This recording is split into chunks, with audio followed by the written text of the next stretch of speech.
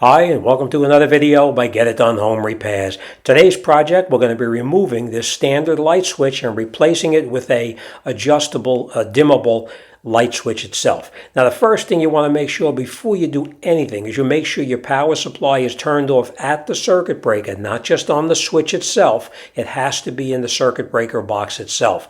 As you can see here, the power is turned off. So now we know our light switch has no power going to it whatsoever. So it's perfectly safe for us to get started and to get this job done. Now, when you're working, of course, we're going to need some tools, and these are the tools that we're going to need. Now, this one is actually called is made by a company called Power, and it's a solar power bank. And this one here is 1200 watts, which means it's 1200 watts, but it's capable of producing 1800 watts of power, surge power. So what we do is we plug our light into it so we can actually have a light while we're working and the power is turned off. These are the tools we're going to need: a couple of screwdrivers, a couple of different pairs of pliers, of course our non-contact voltage tester, and possibly a pair of cutting pliers to remove any excess wire. And most important is the switch that we're going to use. Now, this is the one that we happen to use. It's dimmable. Not only is it dimmable, but you can actually go in there and you can actually set it to a specific level of light, turn it off, and when you turn it back on, it'll be the exact same brightness. All right, so the first thing we're going to do now is we're going to take our cover off of the box itself. The cover is just held on, in this particular case, 4 screws. If you have just a single switch there, then obviously it would be just 2 screws. All right, let's take it out.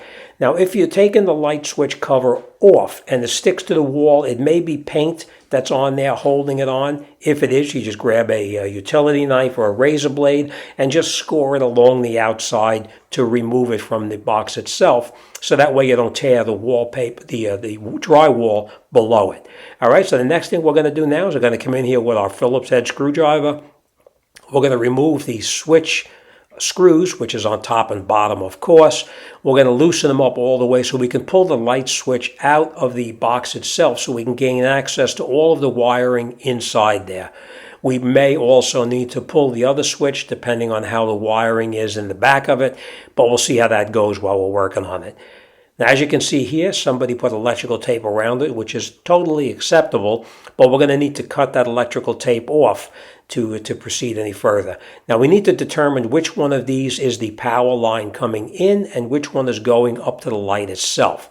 So let's get in there, and I'm going to show you how we can find out which one is which. All right, so we'll get in here with a utility knife, and we're going to cut that off so we can get in there. We are going to have to pull the other switch out so we can gain access to the wiring in the back. As you can see, it's tucked in there pretty far. Now, this switch here is supposed to have a ground on it, but somebody didn't connect the ground, which means that, of course, we are going to connect the ground the way it's supposed to. And the ground is that copper-colored wire with no insulation on it in the back of the behind the switches themselves. So we'll pull these out so we can gain access to that, and then we'll connect it up the way it's supposed to. This is the switch we're going to be connecting. It has actually, it's a single pole, but it's capable of being a dual or a three-way switch as well. We have the ground wire, which is our green one, our black wire, which is our power, the red, which goes to the lights themselves, and of course we have the red with the white lines on it. That one is actually for if it was a three-way switch, we would be connecting into that one. But as you know, this is not a three-way switch. Okay, so we're going to cut this tape off of here. As we know, the power is turned off, so we don't have to worry about getting a shock. We're going to cut it away, and you can see these 2 wires here are connected on. We're just going to remove those 2 screws, pull the wires out, and we'll see which one is power and which one is leading to the light itself. And as I pointed out before, somebody left that ground wire off, but just because somebody else made that mistake, we're not going to do that. We're going to actually take the other switch out to grab that bundle of grounds inside there, and we're going to connect into it. Now, this particular case behind this switch, this box actually has a piece on the side that the wiring gets tucked into. That's why we need to remove this so we can gain access to all that wiring that's pushed in there. Now, as you're going to see in here too, there's a bundle of wires inside there. Sometimes it gets pretty difficult to work with because there is so many wires. But we'll just pull this out nice and easy, pull it out of the way, and you can see the wires in the back there. Our white wires are in there, and they're all tied together as well. And you can see right here, maybe you can't so good, but right in the back right here, we have that bundle of wires inside there. They didn't put a wire nut on it. Why? I don't know why. But we are, of course, going to put that wire nut back over the top of that ground. All right, so let's grab a screwdriver. Let's take off these two black wires on here, and then we'll run back into the panel, the service box, turn the power back on, and we'll determine which one is the power coming in and which one is going up to the lights themselves to power it up. Now, one of these wires, it looks like a 12 gauge, the other is a 14 gauge. I'm assuming that the 12 gauge is going to be the power line, but don't assume, always check to make sure, so that way you're absolutely 100% correct when you put it back together. All right, so we're going to probably loosen these screws up a little more. We're going to pry these wires open, pull them out, and then we'll figure out which one is our power lead. Now this one is a little tighter, so we're going to get in here with a screwdriver. We're going to take that nut out totally so we can get that out of there. All right, and once we have it out, we'll go in and we'll turn that circuit breaker back on so we can determine. We're probably going to have to straighten these wires out or snip them down a little bit, but we'll see how that goes. Now you can see what I was talking about in the back of the box here, how wires are actually pretty tight inside there, but that bundle of copper wires all screwed together, that's the ones we're going to be connecting into, because that's where our ground is. Now we turned the circuit breaker back on in the panel box itself, and we're going to touch the wires, and when it starts beeping like crazy, then we know that's the one that actually has power in it. And you can see that one is beeping like crazy, and I was wrong. The 14 gauge is the actual feed line that's bringing power into this box itself. All right, so we know that the 14 gauge is the power coming in, and the 12 gauge is the power going out into the room itself. All right, let me give you a better idea. Now you can see we have our ground wire connected into that bundle of grounds inside there. We actually screwed it in. We screwed our wire nut over the top of it and tightened it down tight. So now our dimmer switch is connected in with all of the other grounds for this particular switch itself. We're going to tuck it back inside the box itself and push it in behind the wall. Sometimes a little difficult because there is so many wires there, but that's what we're going to do. We'll push them in now. The white wires, we're not even going to do anything with those. Those are actually fine just the way they are because we're not going to be connecting into them. Just like that, and tuck them back out of the way. We may have to push these in a little further so we can put the switches in, but of course we're going to see how that goes during the whole procedure. Okay, so next I'm going to just tell you about that other wire. Remember I told you about that white with the red tracer on it? That wire is if you have a three-way switch that you're going to be using, and in this case we are not going to be using a three-way switch. So we're just going to take this wire and we're going to put a wire nut over the top of it, and we're going to wrap it with electrical tape just to make sure that it's tucked out of the way.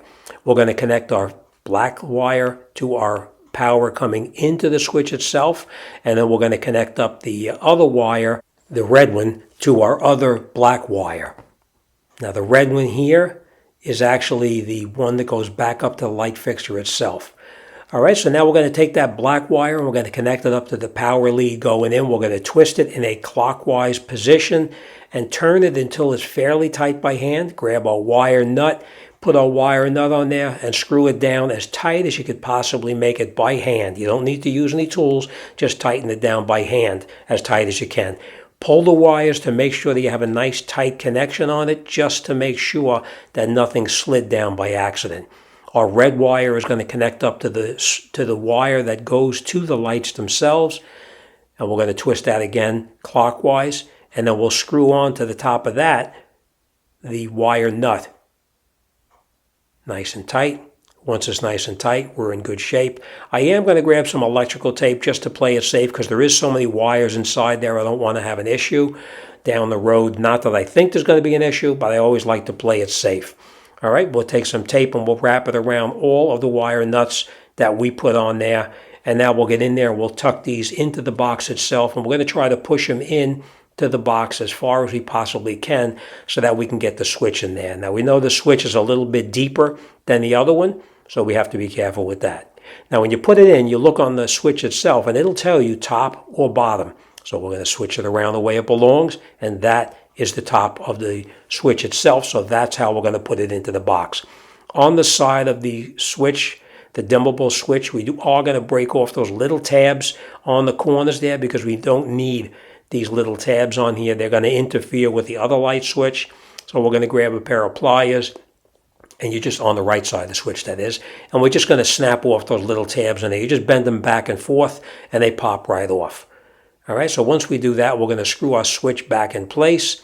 Screw it down as far as you can. It does not have to be super tight. We just want to make it snug.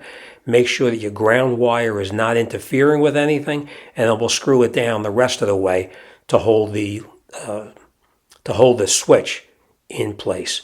Now our ground wire in this case, you can see it was actually pushed below the switch itself, so we're just going to loosen a little bit, and then we're going to take that ground wire and we're going to move it out of the way just so it doesn't interfere. So once we have everything screwed down the way it's supposed to be, we went into the panel box, we turned on the circuit breaker, and now let's test it to make sure it works. Here we go, off and on, works perfectly, and now we're going to dim it, and you can see that the dimmer works absolutely perfect. So whenever you put this light switch on or off, whenever you turn it off, if you turn it off and it's fully on, it'll stay fully on. If you turn it off and it's halfway, it'll actually stay at that position without the adjustment to constantly adjust it up and down. All right, so once we're happy with everything and it looks really good, we're going to take our cover, put our cover over the top of it. Sometimes when you put the cover in, it doesn't quite line up because the switches may have moved a little bit in the box.